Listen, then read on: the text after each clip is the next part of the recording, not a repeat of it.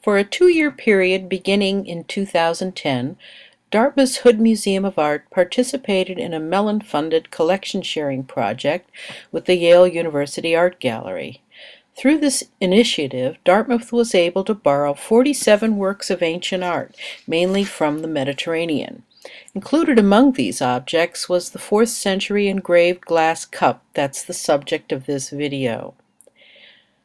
Though the other borrowed objects were returned to Yale soon after the resulting Hood exhibition ended in June 2012, Yale kindly extended the loan of the glass cup so that the students in the winter 2013 art history course on early Christian art could do some extended research on it.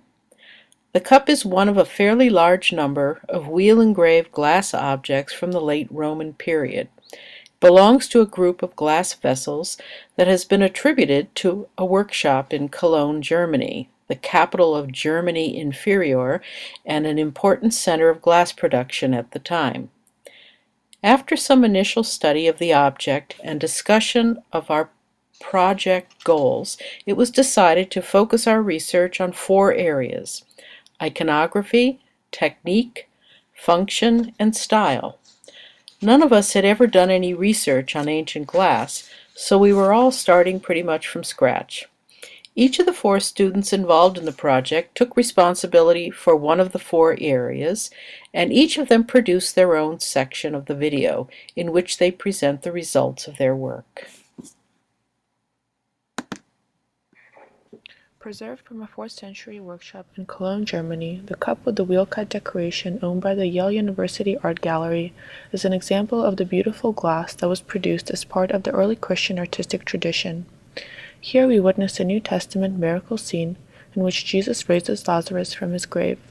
The scene is flanked by 4 surrounding figures whose specific identity is less apparent.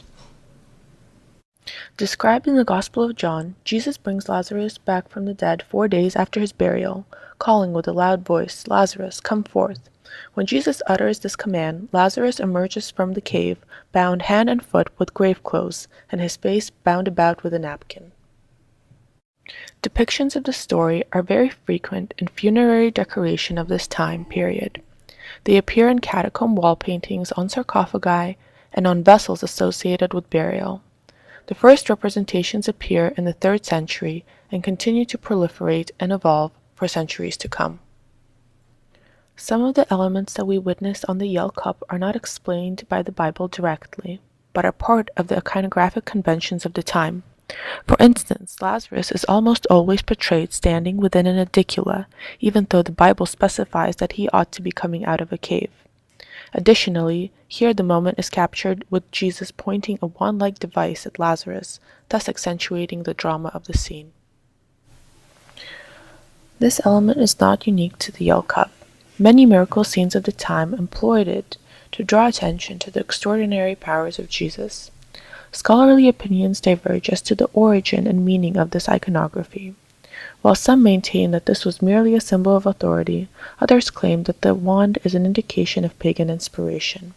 For instance, the Roman god Mercury used the wand to lead the dead to the underworld, and the goddess Circe used the wand to turn people into animals in the Odyssey.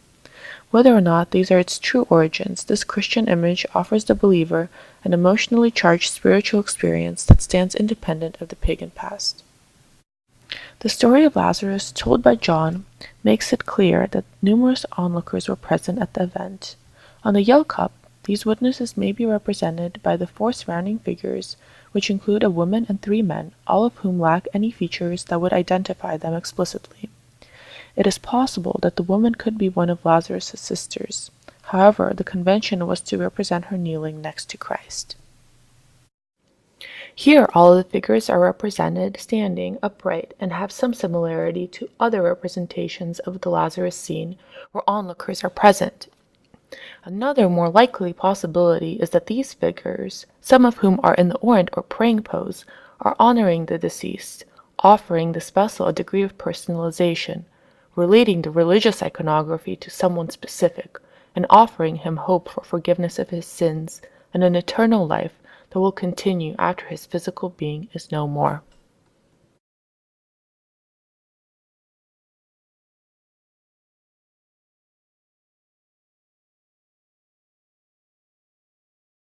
The techniques used to create the Lazarus cup are those of free blowing and wheel cutting.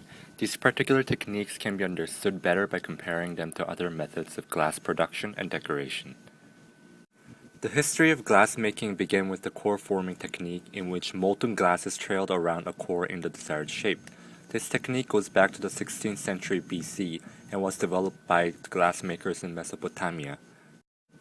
In the 3rd century BC, the casting technique was invented and became very popular. The most common method of casting was the Hellenistic technique of sagging glass over a convex mold.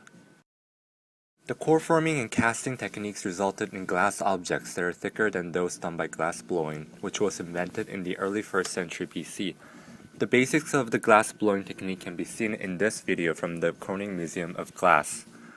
The simple steps of glass blowing involved inflation of the molten glass at the end of the pipe by blowing air, the shaping of it either by swinging or rolling over a flat surface, and then the inflation to its full size. This ancient blowing technique is still in use today. Glass blowing completely revolutionized the glass production process by allowing craftsmen to fashion vessels in any size or shape in just a few minutes.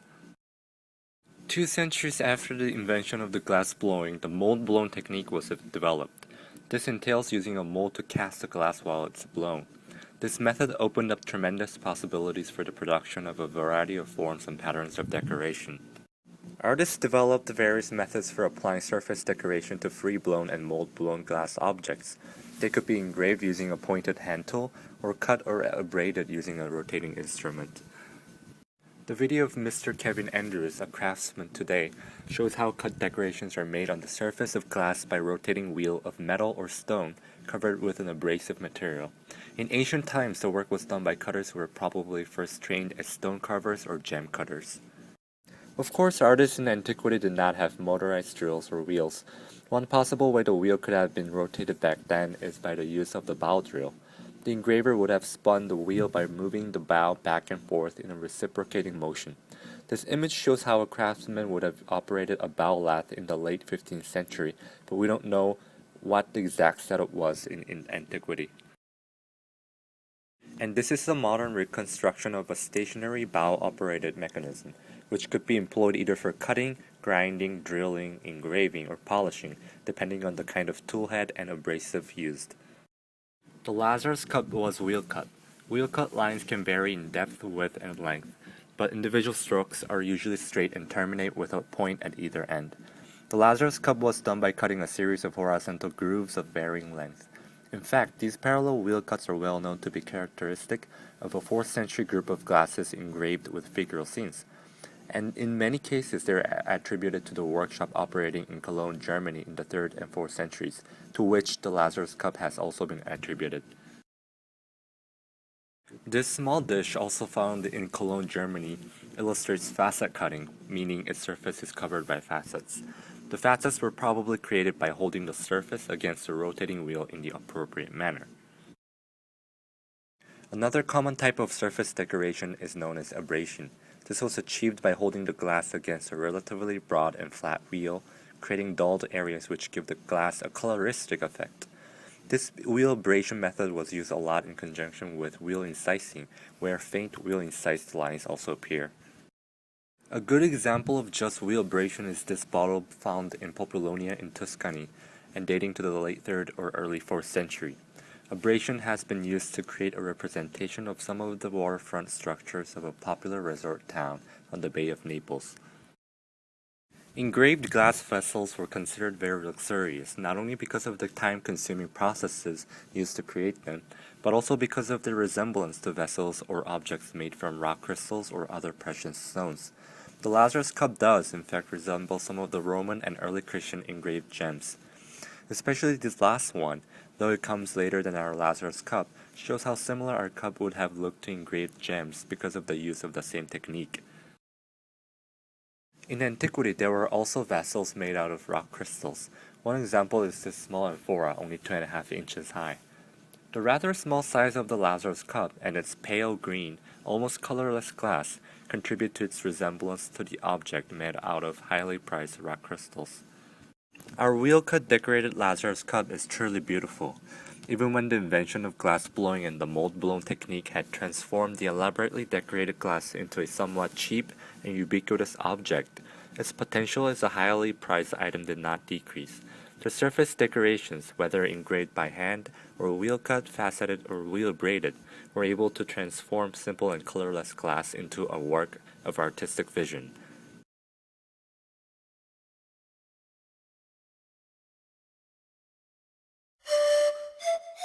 When looking at this glass vessel, we must think of how such items would have served the needs of their ancient owners and how their specific context influenced their function. Could our cup have been used as a cup to drink, or was it used as a lamp to illuminate a room at night?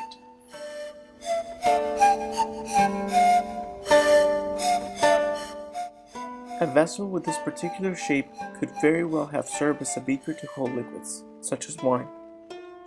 Very differently from our times, wine glasses were held in the hand of the drinker as long as they contained wine. They were seldomly put down on tables. Several accounts from antiquity praise the transparency of glass.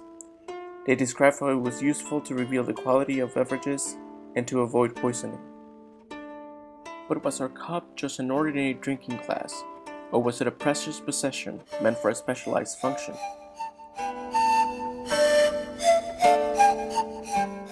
People in the Roman colonies, having experienced the mass availability of glass starting in the 1st century, could have very well afforded several vessels like these to be used on a daily basis.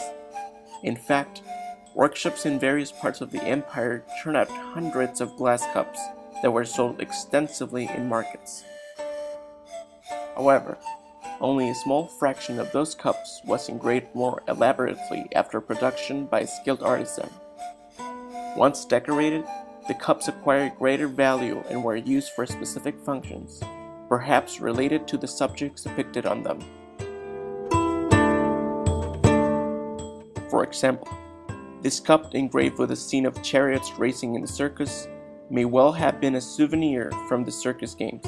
The name of the famous charioteer is inscribed around the top. Our cup, with its engraved decoration, would have certainly been considered a special object, and probably was used in a domestic context only on special occasions. Its depiction of the racing of Lazarus suggests that it might have had some religious function as well, perhaps in a burial context.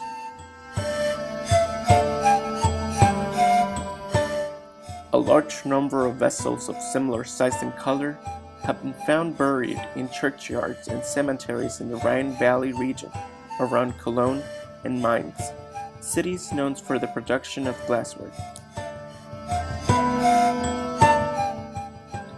For example, excavations at the church of St. Severin in Cologne, a city founded by the Romans, have yielded dozens of cups similar to ours interred in sarcophagi along with other precious items.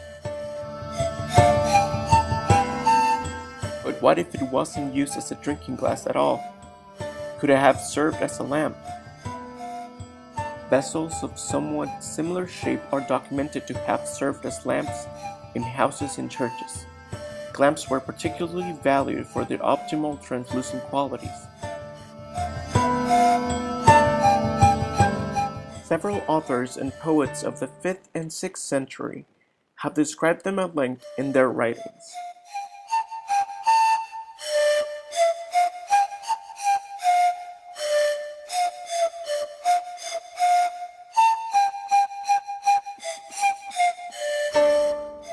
These descriptions often made reference to polycandela, which were used to illuminate large halls in basilicas across the empire.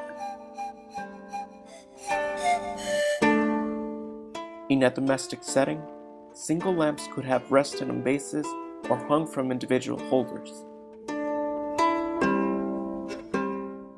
To a certain extent, the fact that our cup has such a rounded bottom would make it suitable for its use as a lamp.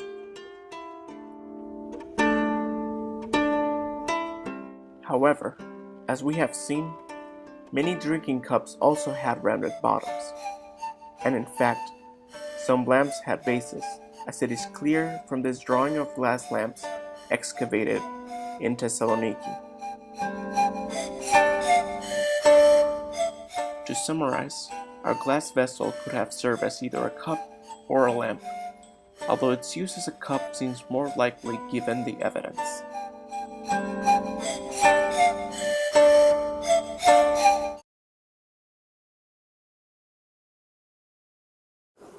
When one considers the question of style in a work of art, there are two main areas on which to focus. Stylistic analysis is first a consideration of form, how the physical qualities of the art work together in composition. This is plain enough. Anyone with eyes can perform a basic stylistic analysis. This is not meant to devalue formal analysis, for it comprises the basis upon which more sophisticated analysis is performed. The second area, the real meat of stylistic analysis, is the attempted discovery of the origin and meaning of form. It is not enough to say an object looks a certain way. The real concern is why it looks that way. Which brings us to our object. The first thing one notices when examining the wheel-cut glass cup is the crudeness of its engraving. Gone is the naturalism we tend to associate with the classical world. In its place, a linear, hieratic, and pattern style that privileges a rough-cut line rather than a smoothly undulating surface.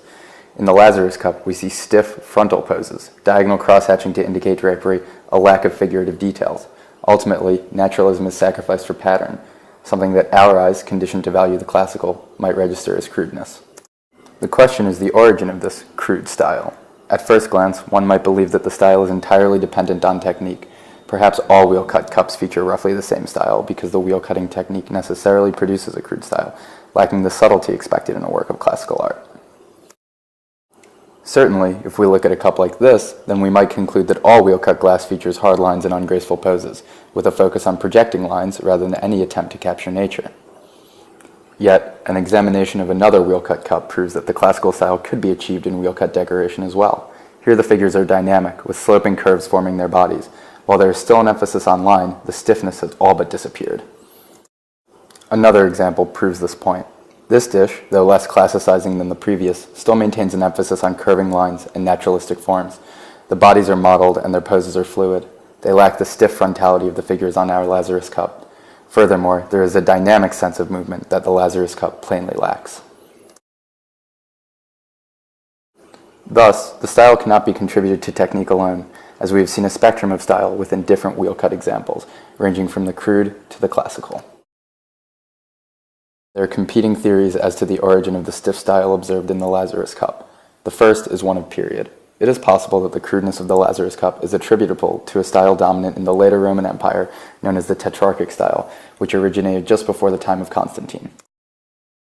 In this style, the approach to representation was much less focused on the traditional concerns of spatial depth and corporeal reality.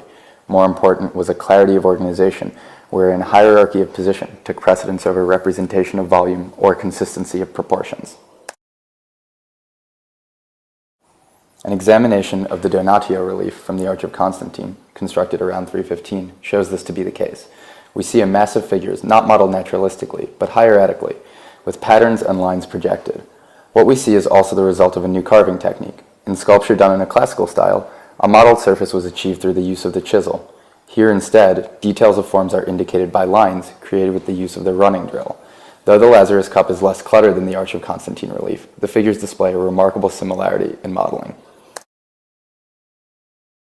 A second theory suggests that the style resulted from the influence on imperial art of cruder styles originating in the provinces or among the plebeian class. This theory has been advanced by the Italian art historian Ranuccio Bianchi-Bandinelli, who asserts that the breakdown of the classical style during the turmoil of the late Roman period allowed for the entrance of a provincial style into Roman artwork. This is especially true of the Rhineland, where the classical Roman imperial tradition was more foreign and hadn't been fully assimilated. The Rhineland's art tended to favor ornamentation and abstraction.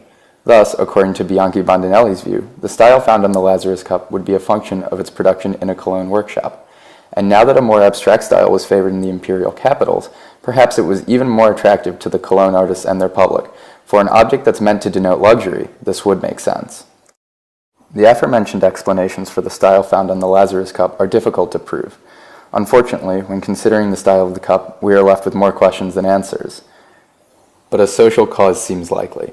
Ultimately, the cup mirrors the style popular in Rome, but filters it through a provincial lens.